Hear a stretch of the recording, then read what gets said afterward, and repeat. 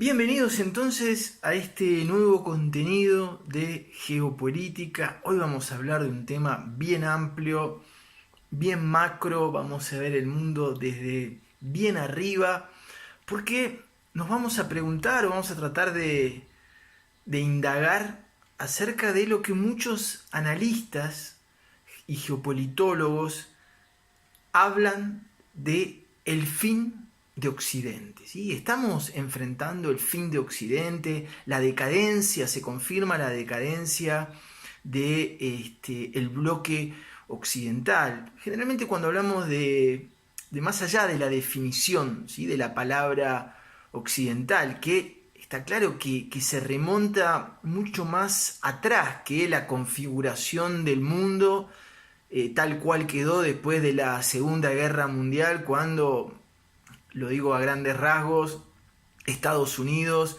y Europa se unen en esa unión transatlántica para enfrentar lo que en esos momentos ellos llamaban la amenaza staliniana, ¿sí? Para muchos esa amenaza, frente a la amenaza staliniana, la respuesta que surgió fue justamente la conformación de el bloque occidental. Pero lo cierto, ¿sí?, es que el bloque occidental, Occidente, el pensamiento occidental se remonta muchísimo más atrás, ¿sí? Tal vez si tuviésemos que decir cuáles son las tres grandes raíces que tiene el bloque occidental, tendríamos que hablar sin duda de la cultura griega, ¿sí?, la cultura romana y la cultura hebrea, ¿sí? Serían como las tres grandes fuentes de las cuales se alimenta lo que hoy nosotros vemos como el bloque occidental. Bien, entonces, tratando de indagar frente a este posible fin de Occidente, ¿sí?, no hay dudas de que el mundo está cambiando de una manera radical. Muchos llaman esto la aceleración de la historia, ¿no? Es como un fenómeno donde se conjuga el proceso de mundialización con la tecnología, la comunicación, esta era del narcisismo en el que estamos viviendo. Lo que es importante de subrayar es que cuando hablamos del fin del mundo occidental, no estamos hablando del fin del mundo, ¿sí?, sino el fin de un largo ciclo. Para otros, por ahí, otro punto de vista, ¿sí?, sería como el final de una paréntesis histórica, ¿sí? Hay algunos analistas que dicen que, bueno, esto de que Europa más Estados Unidos estén decidiendo más o menos que sean más o menos el timón de la geopolítica mundial es una breve paréntesis, porque esto de aquí en más será cosas de decisiones entre asiáticos. Pero lo cierto entonces es que no hablamos del fin del mundo, ¿sí?, como las profecías mayas, que tampoco hablaban del fin del mundo, sino que casualmente hablaban del fin de un mundo. Y los analistas geopolitólogos también coinciden con esta sabiduría ancestral americana, de hablar de el fin de un mundo, el fin de un mundo occidental, ¿sí? Un mundo que fue muchas veces durante varios siglos modelado a piacere por la civilización occidental. Una de las preguntas, ¿sí?, tal vez sea más a los geopolitólogos, pero tal vez con una versión o con una visión más histórica, o directamente dejarle esa pregunta a los historiadores, ¿sí?, preguntas acerca de esta hegemonía o este monopolio que tuvo Occidente y que parece estar llegando a su fin, ¿sí?, es saber cómo, la pregunta que es muy interesante, es saber cómo un puñado de países europeos, y esto es importante, divididos entre ellos, ¿sí?, porque esa Europa que logró colonizar los 3/4 del planeta estaba dividida entre ellos, justamente, ¿cómo logró colonizar 3/4 del planeta? Y después otra pregunta para los historiadores, ¿por qué 3/4 del planeta fueron tan fácilmente colonizables? ¿Sí? Pero bueno, eso es una pregunta. De todas maneras, la geopolítica, de la manera en que uno la entiende, siempre deja más preguntas que respuestas, ¿sí? Por eso tiene muchas connotaciones filosóficas la geopolítica. Pero para respecto siempre con el fin del Occidente, por ahí con los analistas más pesimistas, ¿sí? Comienza a oírse cada vez más la idea de que llega la hora del requiem del mundo occidental, ¿sí? Desde hace tiempo esta civilización que se había erigido como un faro del mundo, ¿sí? Está mostrando como, y esto es innegable a nivel geopolítico, como claros signos de cansancio. Uno ve que ya el mundo occidental, ¿sí? Europa y Estados Unidos, y le podemos agregar Canadá y algunos países latinoamericanos, también es una pregunta hacernos, ¿qué tan occidentales somos los países latinoamericanos?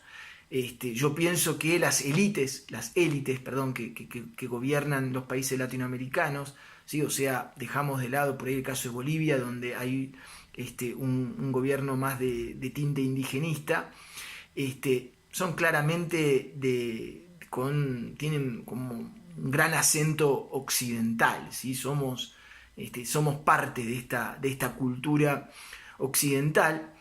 Pero esta cultura occidental nosotros vemos, y esta política occidental, esta hegemonía occidental, nosotros vemos que muestra grados de cansancio muy fuertes, ¿sí? ¿Cuáles son los síntomas de este cansancio, o de esta agonía que sufre el mundo occidental? Vemos situaciones geopolíticas que antes eran como insostenibles. Por ejemplo, el caso de Venezuela. Hoy cómo Venezuela se mantiene a flote estando tan cerca de los Estados Unidos, teniendo tantos recursos petrolíferos, como más allá de que a uno le guste o no Maduro, no estamos en esa óptica ni en ese análisis. Lo único que nos decimos es, wow, cómo se mantiene a flote Venezuela. Y Venezuela se mantiene a flote gracias justamente a esta nueva emergencia del mundo pluripolar, gracias en parte al apoyo de China y Rusia, ¿sí? Que tienen ya bastantes fichas avanzadas en el continente latinoamericano y permiten eso. Lo mismo cómo se sostiene la situación en Yemen, cómo se sostiene la situación en Afganistán, cómo pudo suceder lo de Siria, ¿sí? En donde hoy en el tablero de Medio Oriente es indiscutible que manda Rusia, también manda un poco China, pero vemos que Occidente ya no tiene ninguna pisada fuerte sobre todo lo que es el Medio Oriente, tal vez salvo en el tema de Israel y Palestina, ¿sí? Pero entonces hay como ciertos eventos geopolíticos que uno dice, wow, esto muestra un claro cansancio de todo lo que es Occidente, porque antes esto no podría haber sucedido y algunas décadas atrás o años atrás Occidente hubiese trazado el mapa de estos países como le hubiese gustado a Piacere. Hoy vemos que indefectiblemente no es así. Y sobre todo este debilitamiento de Occidente se da sobre todo si uno lo empieza a comparar con otras regiones del mundo. Es indiscutible que Occidente se está marchitando, por ejemplo, frente al crecimiento de lo que es hoy indiscutible la zona más caliente a nivel geopolítica, la más floreciente a nivel económica, que es la de Asia-Pacífico. Uno de los primeros índices, uno de los primeros indicadores fue cuando el expresidente de Estados Unidos, Barack Obama, decidió bascular militarmente y poner el foco en Asia-Pacífico, ¿sí? Dejando muy claro de que esto, yo creo que fue en el 2011 aproximadamente, donde se hizo oficial que Estados Unidos ya focalizaba el centro en Asia-Pacífico. Entonces, vemos que Occidente se marchita a nivel de población en el planeta y se marchita también a nivel de lo que es el poder y el peso económico occidental en el planeta. Y uno también lo que se da cuenta de este debilitamiento de Occidente, ¿sí? Es que vemos que Occidente no parece tener no parece tener planes a largo plazo, ¿sí? Uno ve que como que si el único objetivo que tuviese el bloque occidental hoy, si es que existe un bloque occidental, porque ahora con la política extranjera aislacionista de Trump todavía se acentúa más el debilitamiento del bloque occidental, pero uno ve que el único objetivo, si es que hay un objetivo, hoy en día del bloque occidental es simplemente mantenerse a flote y simplemente sobrevivir, ¿sí? ¿Por qué uno dice que hubo hasta hace poco? Todavía nadie está hablando tal vez del fin de Occidente, y esto dependerá gran parte de Occidente. Tendrá que haber un nuevo Occidente, pero uno ve que durante mucho tiempo, ¿sí? Occidente, el bloque occidental, fue como motivado y estimulado en una primera etapa, ¿sí? Por todo el fervor religioso. Ustedes se acuerdan, las cruzadas, el Papa Urbano, etcétera, etcétera. Sí, primero era ese fervor religioso el que era el motor de Occidente, y después parece que como que se cayó más la máscara y que en realidad las verdaderas religiones secularizadas, ¿no? O sea, religiones que no son tal, ¿sí? Se cayó la máscara de ese fervor religioso y apareció estas nuevas religiones, entre comillas, de los tiempos modernos: la democracia, el progreso, el concepto de Estado-nación y el consumismo. Es importante señalar que el progreso, el concepto de Estado-nación y el consumismo ya es algo que parece haberse globalizado y ya no es como una marca de agua, una marca registrada simplemente de Occidente. Vemos que en esta farsa, ¿sí? Yo opino que hoy en día la democracia es una farsa, pero que esta farsa la han comprado como todos los países, incluso los que no son occidentales, y el consumismo lo mismo. Este fervor por el consumo es como una masa oscura que se está extendiendo por el planeta, más allá de que tenga el rótulo el país en cuestión de ser occidental o no. Pero si uno se pudiese, entonces lo que parece es que esta noción de Occidente como tal existía en la Guerra Fría, parece haber caducado, y ahora Occidente se encuentra en una etapa bisagra, ¿no? Las etapas bisagras ¿vieron como esos engranajes que van girando enganchados? Entonces, si Occidente no pega el salto al engranaje siguiente, corre el riesgo de tener una caída geopolítica sin fin. Entonces, la noción de mundo occidental que uno entendía durante la Guerra Fría, ¿sí? Occidente tiene que entender que ha caducado, y hasta que Occidente no haya reconocido este hecho, ¿sí? Hasta que no lo haya asimilado, ¿sí? Va a ser imposible que se pueda proyectar en el futuro. Occidente, los dirigentes occidentales deberían entender que tienen que enterrar definitivamente esa idea perteneciente al pasado, de que los valores universales, la civilización, el progreso, son vientos que soplan exclusivamente desde el oeste, o sea que son fuerzas, energías que emanan solamente desde Occidente y que son verdades inamovibles y dogmáticas, ¿sí? Y que ya no tiene ese deber civilizar, de proyectar esa luz de civilización que muchos dirigentes occidentales y gobiernos occidentales pensaban que el deber, ¿sí? Era como antes había que cristianizar el resto del mundo. Hubo una época en que Occidente pensaba que tenía que occidentalizar el resto del mundo. Se tiene que dar cuenta que eso ya está caduco, que tiene que entrar realmente, porque si no corre el riesgo de quedarse empantanado en un pasado que parecería seguir siendo el motor, ¿sí? de cada pieza, de cada fichita de ajedrez que Occidente juega en el tablero de la geopolítica mundial. Uno a veces tiene la sensación de que está como ese aire de superioridad de valores humanos que los gobiernos occidentales tienen sobre el resto del mundo. Por supuesto que es muy fácil, ¿sí? Hacer este análisis ahora a la distancia y ver en qué se equivocó Occidente, ¿sí? Evidentemente, y esto la mayoría de los geopolitólogos coinciden, que Occidente, el gran error occidental fue en la caída de la Unión Soviética, pensar que Rusia o la ex Unión Soviética se iba a occidentalizar, se iba a transformar en una superpotencia de medio pelo, y en vez de ayudarla a levantarse de verdad, lo único que hizo Occidente fue como hacer leña del árbol caído. Por supuesto que hablar de los errores occidentales es como se dice en Argentina, hablar con el diario del lunes de lo que pasó el fin de semana es muy fácil, ¿sí? Es muy fácil criticar un análisis fallido de las coyunturas, pero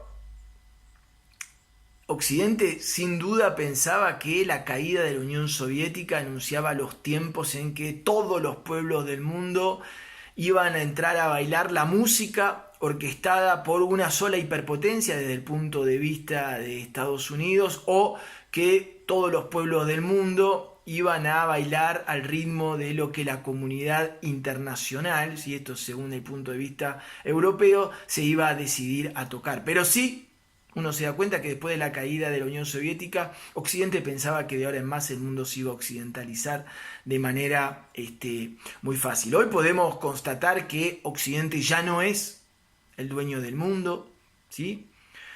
Y que por otra parte también vemos que Occidente ya no tiene respuestas, soluciones para los distintos problemas que se están suscitando a nivel geopolítico. Hay un analista francés que se llama Pascal Boniface, que dice que la comunidad internacional, occidental, se parece a lo que se llama el monstruo del lago Loch Ness, ese monstruo que aparecía, que decían que vivía en el lago, ¿no? Como que todo el mundo escuchaba hablar, pero nadie lo ve. Eso es la imagen que transmite de la comunidad internacional, y a mí me gusta mucho esa metáfora. Antes en el pensamiento geopolítico no existía ningún espacio por afuera del mundo occidental, y uno de los grandes errores de Estados Unidos, ¿sí?, y de muchos analistas occidentales es haber pensado que luego del mundo bipolar, ¿sí?, este-oeste, comunismo, liberalismo, Estados Unidos, Unión Soviética, con la caída de Berlín le seguía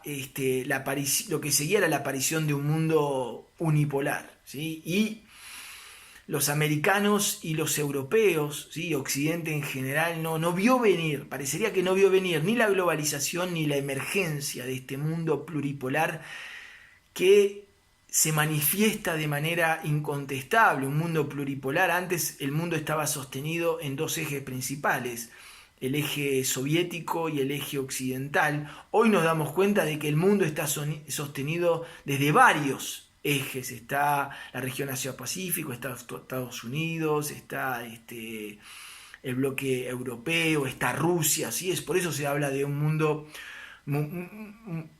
pluripolar, y parecería que Occidente, de tanto tener el foco puesto sobre el peligro del resurgimiento de la ex Unión Soviética, de estar controlando la economía rusa, no vieron venir a países como China, Malasia, Brasil, la India, etcétera, etcétera, Turquía, etcétera, etcétera. Bueno, espero que estas preguntas, estos análisis, ¿sí?, la historia finalmente es la que dirá qué es lo que sucede con este viejo mundo occidental que pena ahí como que da zarpazos de ahogado por querer mantenerse a flote. Y seguramente de Occidente dependerá si se lo sigue teniendo en cuenta o no, si logra actualizarse, ¿sí?, hacer un update, ¿sí?, hacerse un lifting para poder de alguna manera acomodarse a este nuevo mundo pluripolar que por ahora, ¿sí?, lo está expulsando. Uno no dice ni que es el fin de los Estados Unidos, todavía no hemos llegado a eso,